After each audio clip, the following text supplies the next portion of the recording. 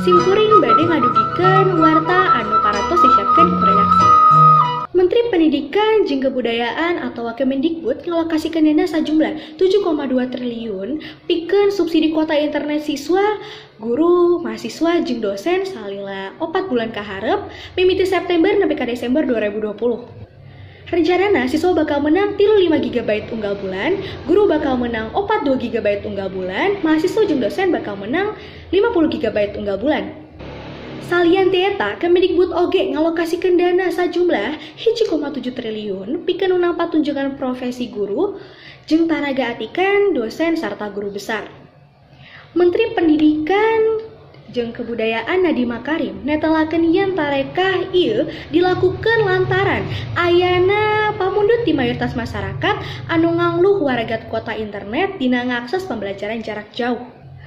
Pamirsa, mung sakitu nu kapihatur. Wilujeng patepang di dina warta nu bakal dongkap. Amit mundur amit mungkur. Wassalamualaikum warahmatullahi wabarakatuh.